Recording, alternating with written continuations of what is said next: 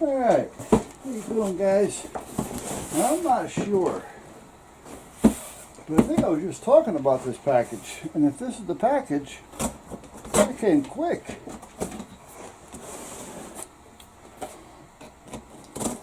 Now, it looks like Amazon.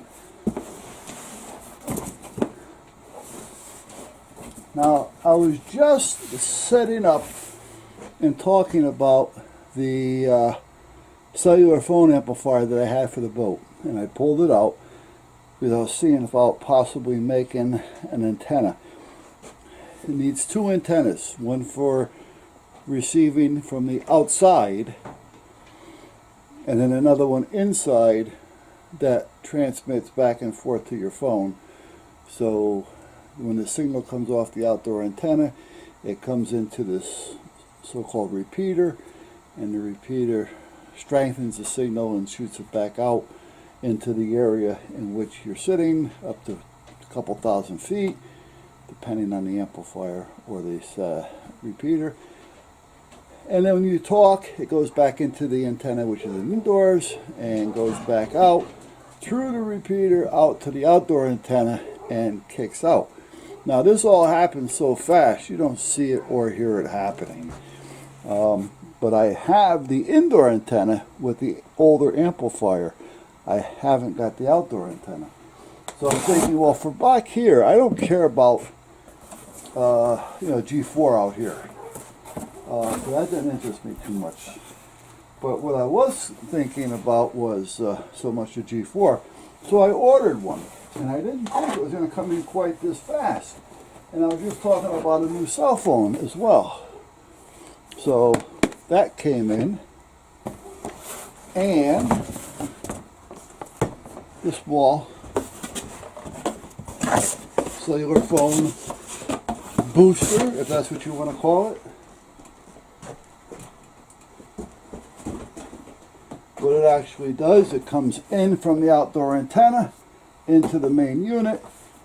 That unit amplifies or boosts the signal, throws it back out into the area that you're within, and in return, when you talk, it catches back into that antenna within the area that you're in, throws it back into the repeater, throws it back out to the main antenna, giving you a stronger signal on both receive and transmit. And that's how the whole thing works. And I was just working on some old antennas that I keep around just for trying things, to see if I had one that was going to go up to 2,000.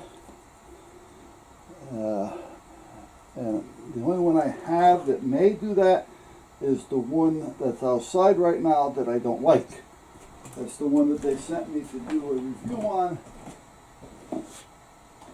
And it really wasn't doing what they said it was going to do, even using an analyzer. So I do have it on the roof because it does work on 2 meter. So I can use it there. However, I can't trust it any further than that. This is the paperwork on it. These things are relatively simple to put together. I was going to think that this is the outdoor antenna.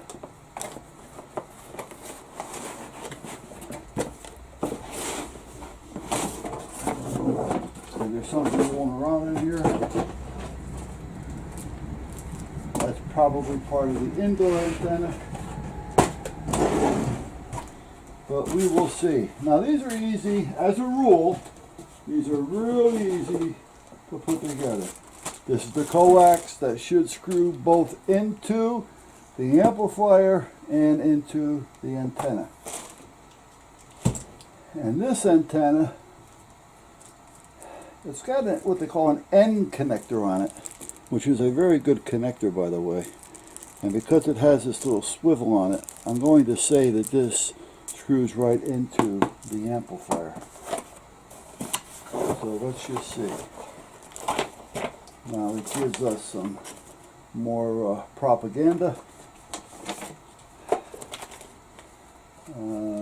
Little, I don't know why they sent me barcodes, but okay. As a rule, they don't need that for anything. Here's some Velcro and mounting hardware. Here's the power supply for it, which is probably a 12-volt supply.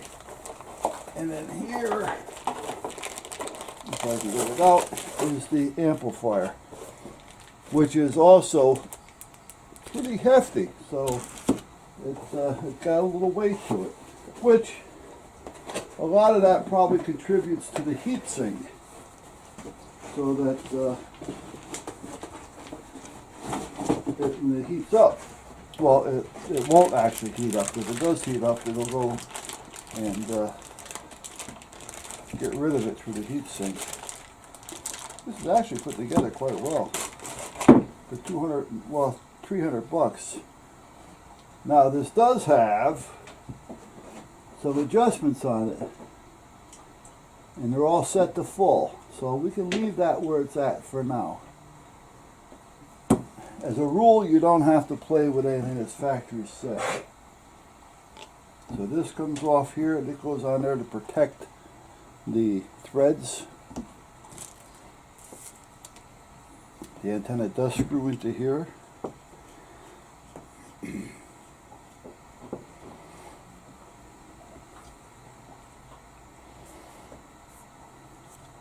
And I'm going to want to put this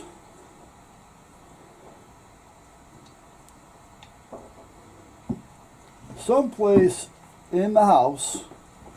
Doesn't have to be visible, but I want to try to keep this someplace that's going to be as close to between here and the house, but in the house, because I'd like to be able to see some increase back here.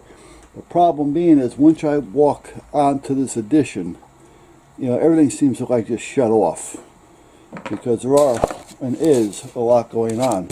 I built this little thing here. Believe it or not, that interferes.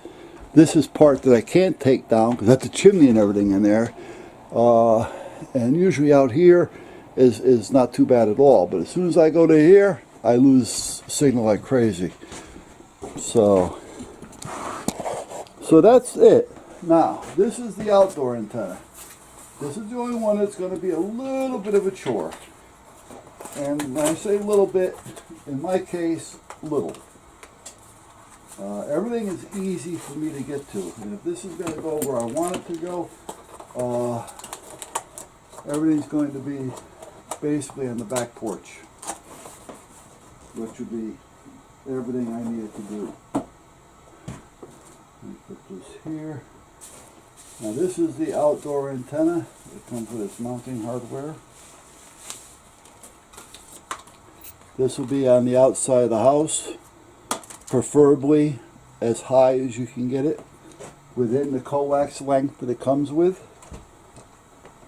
I think it comes with 50 feet, but I'm not going to say that for sure. Yeah, 50 feet of RG6. So at this point, you want to put it as high or as out in the open as possible. Doesn't necessarily have to be high, but you want an open area or height. Both would be great. However, you don't want to make it so that it's unsafe. Unsafe for you to do it, and unsafe to where the antenna is going to get blown over because it hasn't been put up there properly. So you want to pay attention to some of this stuff. So it's got 3 mounting screws here that mount it to the bracket, so I can take care of this in here. Now also, what you want to do to prevent headaches, I actually subbed this new guy the other day. I was doing some research, and a guy was working with a cellular phone antenna amplifier. It wasn't this particular one. It was a little bit different. However, the principle's always the same. The antenna wire screws into the connector here. Hold on, I'm just screwing this together, then I'll show you what I'm talking about. And there's a few things you want to make sure that you do, because it's not a matter of if, it's when, because it will happen. Make sure you use all your mounting hardware, meaning your flat washers as well as your lock washers. Make them tight, but don't go crazy on them, because you can snap something within the antenna or the bolts, and you just made a lot more work for yourself. So as soon as the lock washer cinches down, stop. Lock washer's there to keep it from coming loose. It's what it is, a lock washer. So you don't have to go crazy. As long as once it flattens down, cinches down a little bit, just stop. There's no need to prove to the antenna how strong you are. So basically that's how that works. Now in here I probably have, maybe I don't. I'm thinking I got a ratchet here with a socket on it that'll fit this. And I don't. I got two ratchets in here with sockets on them. Snap-on, by the way. Whoa, whoa, whoa. Watch out, Snap-on. Did I tell you I found the lights? When they come in, I'll talk to you about it. And this weekend, I don't care what the weather is, I gotta do a little bit of work on the Weiss van. I gotta hook up one of the wires to those lights because I disconnected it. And I want to get the alarm done. Now that's all I did. I just ratcheted it down. As soon as I feel it caught, I stopped. There's no sense me going, alright?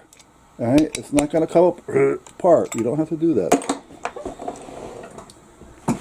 Now, what I'm saying is that's a must. And it's not a matter of if, it's when. When it's going to happen, because it will happen. When you take the wire and you thread the wire to this, you want it to be snug. I am going to put a little of this stuff on there because I don't want it to rust. That's that stuff from Canada. Thank you, Steve Robs, for bringing that to my attention. When you screw the wire on here, you don't want all the weight of the wire hanging on the connector.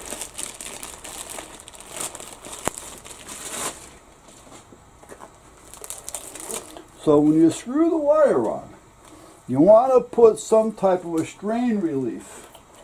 And that'll prevent, and when you cut this off, be careful. You don't have to cut through, just cut it enough and it'll rip. All you gotta do is just give it a little bit of a score. If you try cutting through, you might cut the wire. And you really don't need to do all that. When I screw this into the antenna, I am going to put a strain relief on it. Otherwise, this wire is going to be hanging and dangling on this connector. And this connector is screwed into the antenna here. Well, it's supposed to be, once I get it going.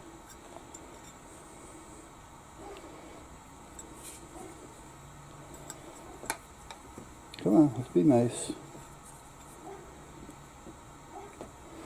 And you want this to be snug.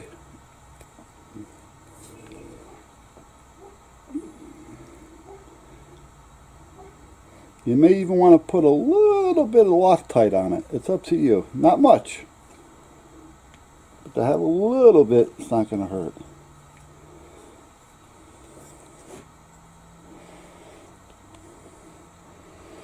And it's always a good idea too. Hold on a minute, let me get my little wrench over here. It's also always a good idea. Again, I'm not going to make this super tight. I'm just going to snug it. It's a good idea to seal this somehow if you can. So that the water can't get in it. You don't want it so that the water can get in or moisture can get in and can't get out, because then you might as well not do it at all. But at that point, that's it. Now, when I talk about a strain relief, I want to be able to strap this to the pole using a piece of paracord, wire ties, something that's not going to break when it gets cold. not all wire ties will hold up in the wintertime. So if you're going to use a wire tie, make sure it's one that's going to hold up. Now, for instance, if this was going to be on a pole, which it's going to be, I'm going to take this wire tie, wrap it around the pole, have a little slop in this here, and then I'm going to tie it around the whole thing and snitch it down so that this wire is not free hanging, because eventually it's going to come out. The antenna, yeah, the wire's screwed in, but this wire is only pressure fitted in there. Now, I don't know if you've seen how they do it, but there's a tool.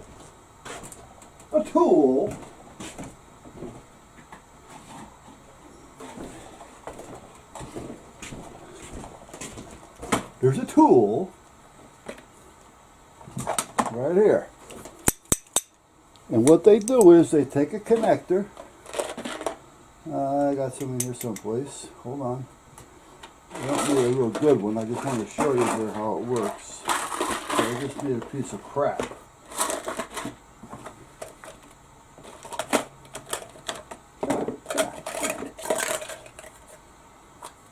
Here's one. Okay.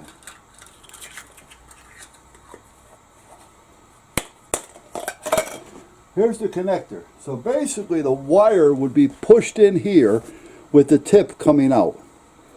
Then they take the whole thing, the wire and all, and they stick it in here.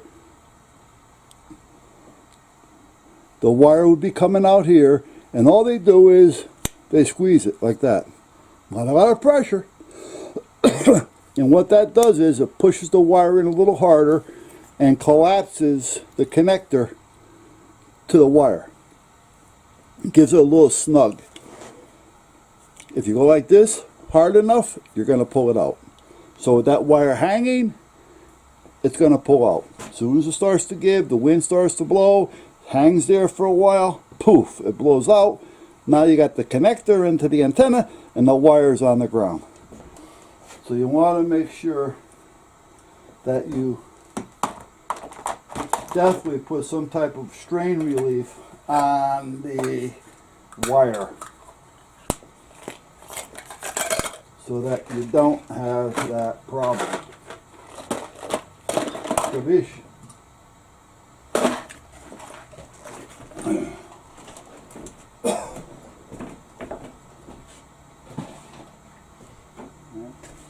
Black tape. Black tape would be great. Wrap some black tape around it and then put a wire tie around the tape, because that'll prevent the tape from coming undone. That's what I normally do. Even when I do wiring in the car, if I use tape, I put a little wire tie around it to keep the tape from coming loose, because in the summer, when it gets real hot, that tape's going to want to unravel, or when it gets cold, it's going to want to crisp up, and the heat and the cold, the heat and the cold, the next thing you know, the tape's coming undone. You put a little bitty wire tie on it, cut it, boom, done. So that's how that works. They give you two types of mollies here, which is good for mounting. I'm just going to be using these, because this is all I need, which are the U-bolts.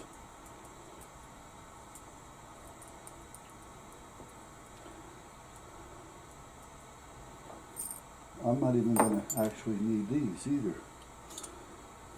because I'm not going to worry about putting the pipe in here.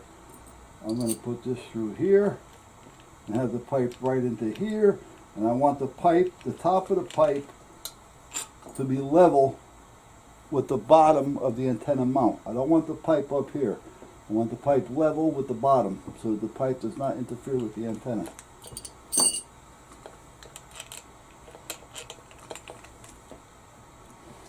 And then I'm going to put these on here so I don't lose them, because they're not going to come off. Again, I'm just going to slide the antenna through it and then tighten them up. These are if you're going to put them into a concrete building or brick or something like that. You drill a hole, put this in, tighten down on it, spreads open. Rock, whatever. Cinder block, you know what I mean, you got the picture.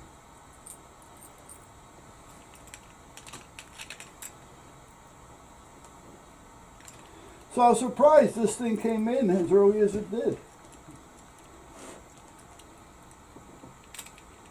Now what I'm going to do with it is it's going to go on the back porch, because that's kind of a median between the two. It'll still give me more in the house, is what I'm looking to accomplish, but it should give me a little bit out here as well. And on the peak, I've got an old bracket that used to, I think it's still there. I don't remember now. An old bracket that used to hold a satellite dish. Is it still out there? I don't remember. Because I was using it to run a long wire to. Let's see. Oh, the birds found their nesting thing. Yeah, see it up there? I don't know if you can see it or not. Right on the peak. See it? So that is going to go right in the top of that little gray bracket right there. So, yeah, I drilled the hole and I put a perch that sticks out 6 or 7 inches, comes right through 6 or 7 inches. That little hole is not going to interfere with anything as far as me losing a lot of heat. There's a little overhang out there, so I don't have to worry about it getting wet in here. And they finally found their way in and out. So now they can get in and out of that nest. Because I don't want to close that up until I know they're not there anymore.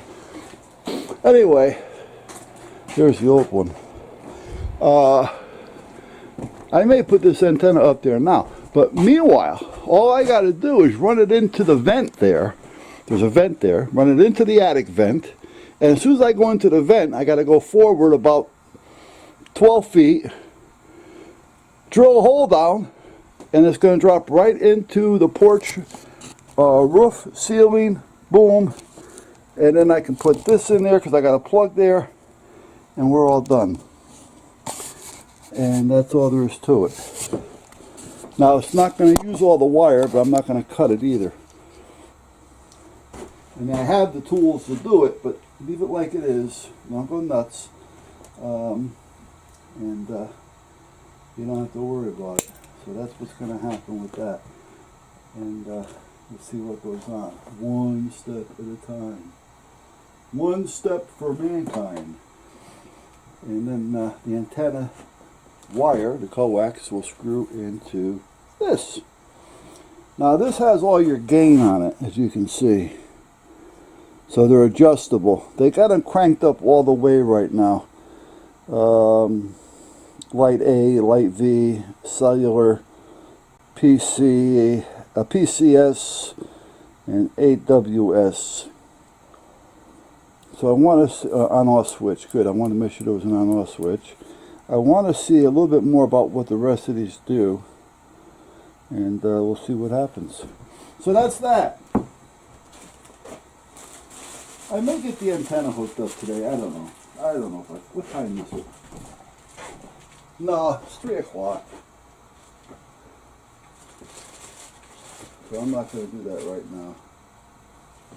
I don't feel like going out there and doing anything with it. Let me see what I got here. Okay, put that in there. Gives you directions on how to put the antenna together. And again, I'm not going to be using this part. I'm not going to worry about it. What these are for is to help give you a bite.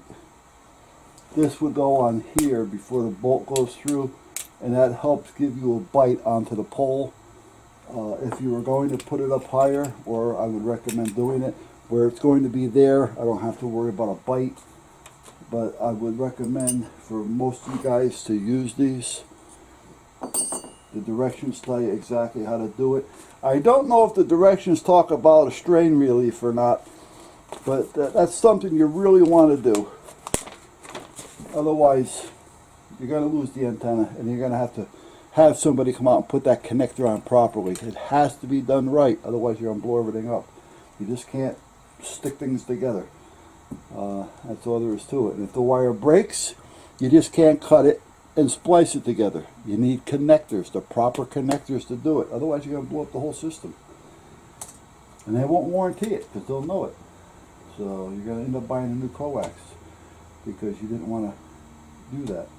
And if you're going to string it from point A to point B, you may want to not only wire tie it down good, but run a piece of either paracord or guide wire so that you can wire tie the wire to that guide wire or paracord, so you haven't got this wire just hanging in midair with all the weight on it.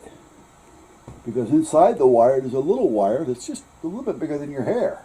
You know, and so if this starts to hang and droop, it's going to start to stretch. Next thing you know, it's going to break someplace inside. You're not going to know it, and you're going to blow up your amplifier. So if you're going to hang it and let it stretch out, it's a good idea to run some type of a guide wire to help hold it, to take, again, the stress off the wire. Piece of paracord, nice and tight, or a guide wire, you know, and then take either some tape, and about every foot to 8 inches or so, 18 inches, you wrap some tape around it, little zip tie, or just zip tie it. If you got good zip ties, it'll work. But that's about it.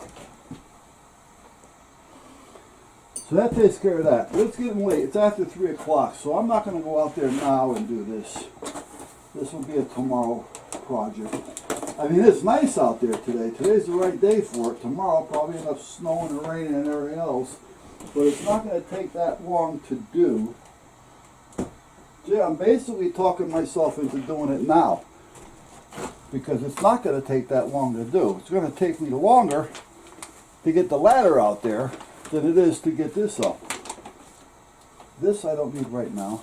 I want to keep all this just for a couple days. I'll put it over here next to the box.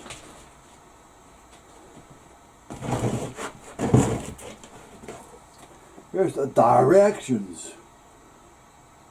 Looks like they're in German. Achtung, lieber!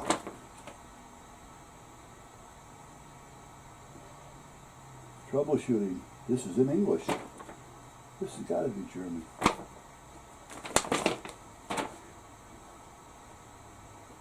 German? German, did you say? It looks German to me. It doesn't look Spanish, but I think you kind of look at it, you kind of get an idea what they're talking about here. It's not telling me on this particular set of directions what those adjustments are. It's telling me the color indicators when you turn it on. It's telling me the frequency, uplink and downlink, because like I say, it's a repeater. It's going to go in, into here, through here, boost it, out here to here, and then vice versa. Or vice versa. Or reversey. Whatever you want to call it. But it doesn't say anything about those adjustments.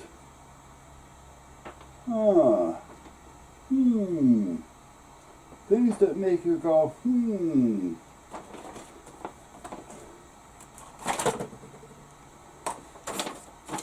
I guess they don't want you to play with it.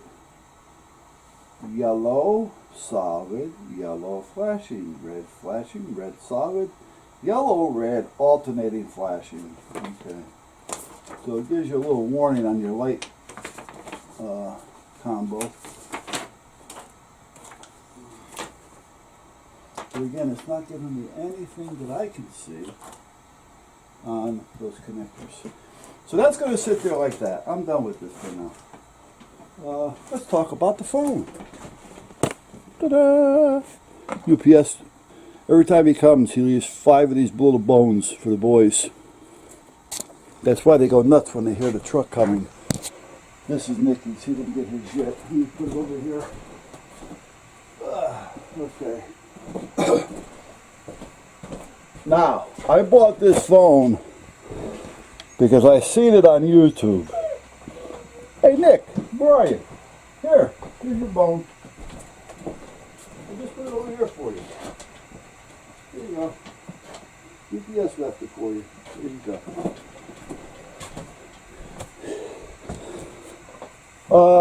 This is the phone. It's a cellular phone, and it's supposed to be like a two-way radio. Now, as a rule, these things, they do have them, and they're expensive. I never really wanted to spend a whole lot of money, to be honest with you, because I got 2 phones. However, this one here, the old Galaxy S3, it tells you how old this is. But as you can see, it's in great shape. The screen's in great shape. I take care of my phones, and I don't use them for everything. I use it as a phone.